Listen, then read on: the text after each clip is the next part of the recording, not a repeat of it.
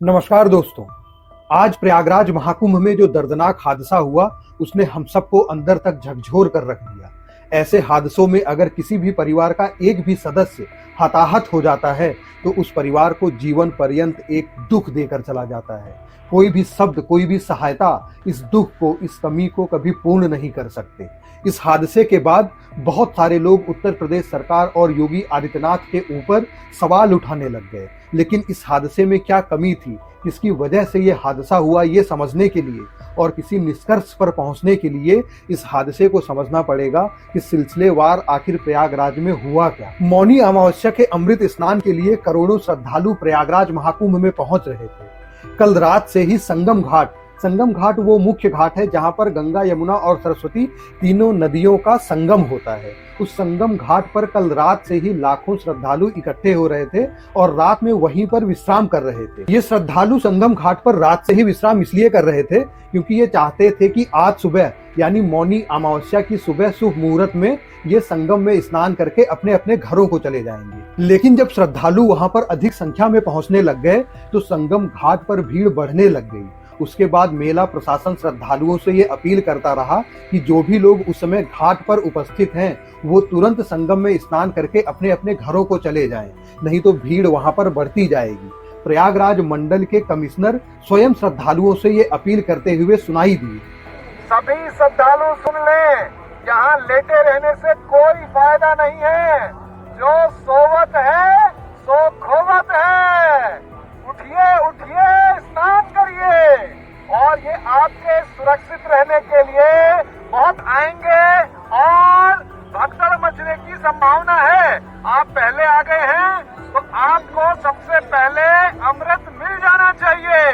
सभी श्रद्धालुओं से करबद्ध निवेदन है, उठे उठे उठे, सोए ना। जब सबसे पहले आ गए हैं। इन अपील्स के बावजूद बड़ी संख्या में श्रद्धालु वहीं संगम घाट पर ही इकट्ठे रहे और वो सुबह के शुभ मुहूर्त का इंतजार करते रहे। इधर प्रयागराज शहर से और हर जगह से और भी श्रद्धालु संगम घाट पर ही पहुंचने लग गए। वहां पर भीड़ बढ़ गई। पुलिस ने बैरिकेडिंग लगाई थी। कुछ अफरा तफरी मची, कुछ अफवाहें फैली और श्रद्धालुओं ने उस बैरिकेडिंग को तोड़ दिया। ये घटना लगभग रात्रि 1 बजे की है। वहां पर भगदड़ मच गई और जो श्रद्धालु संगम घाट पर विश्राम कर रहे थे, वहां लेटे हुए थे, वो इस भगदड़ में लोगों के पैरों के नीचे कुचले जाने लगे। अब आप जरा सोचिए, उस समय वहां पर लाखों की संख्या में श्रद्धालु मौजूद थे, वहां भगदड़ मच गई। ये घटना कितनी बड़ी बन सकती थी। लेकिन प्रयागराज प्रशासन, महाकुंभ प्रशासन और उत्तर प्रदेश सरकार तुरंत हरकत में आई। मौके पर एनएसजी आई, वहां पर ग्रीन कॉरिडोर बनाया गया। 50 एम्बुलेंस वहां पर पहुंचे।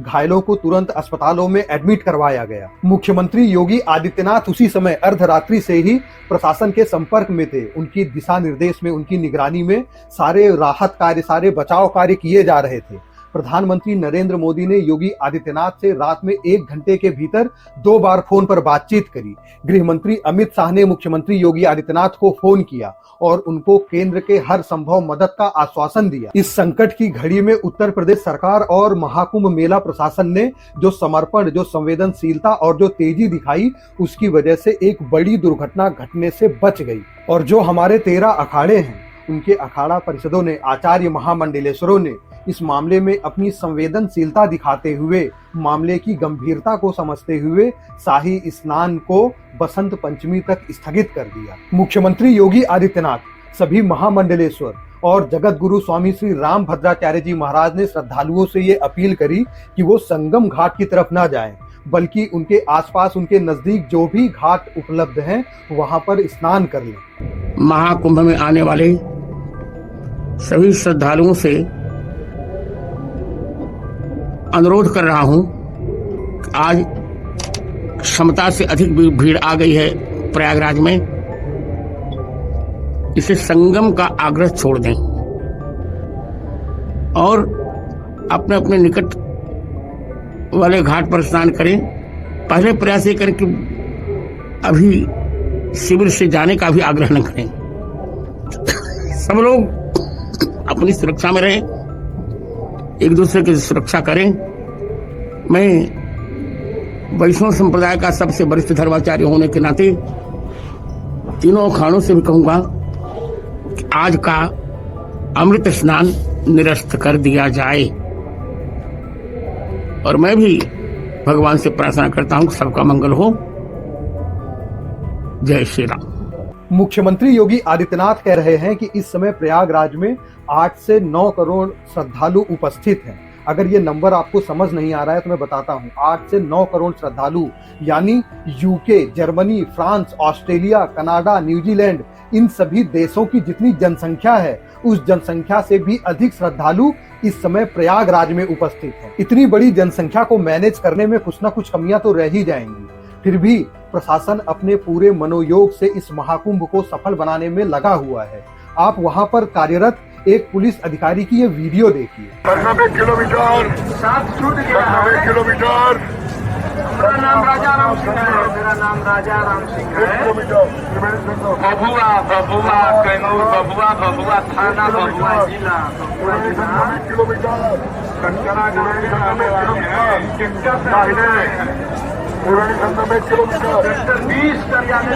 अपने इसी समर्पण और कार्यकुशलता से मेला प्रशासन ने न केवल एक बड़ी दुर्घटना होने से रोका बल्कि बहुत जल्दी पूरी स्थिति पर अपना नियंत्रण भी कर लिया। और दोपहर लगभग 12 बजे से वहां पर अखाड़ों का शाही स्नान, अमृत स्नान चालू हो गया था और 12 बजे तक ही महाकुंभ में लगभग 4.5 करोड़ श्रद्धालुओं ने आस्था की डुबकी लगा ली थी। और इसी बीच मुख्यमंत्री योगी आदित्यनाथ ने एक महत्वपूर्ण आदेश देते हुए कहा कि प्रयागराज से लेकर लखनऊ तक कोई भी अस्पताल महाकुंभ में घायल हुए किसी भी व्यक्ति को एडमिट करने से मना नहीं करेगा। उनके इलाज पर जो भी खर्चा होगा उसको राज्य सरकार वहन करेगी। प्रयागराज महाकुंभ की ताजा स्थिति बताते हुए उन्होंने लोगों से ये अपील भी की। पूरे प्रदेशवासियों से, पूरे देशवासियों से और सभी श्रद्धालुओं से भी, सभी पूज्य संतों से भी कि अफवाह पर कोई ध्यान न दें, संयम से काम लें। यह सब आयोजन सभी लोगों का है। प्रशासन उनकी सेवा के लिए पूरी तत्परता के साथ लगा हुआ है। केंद्र और राज्य सरकार पूरी मजबूती के साथ वहां पर हर प्रकार का सहयोग करने के लिए तत्पर है।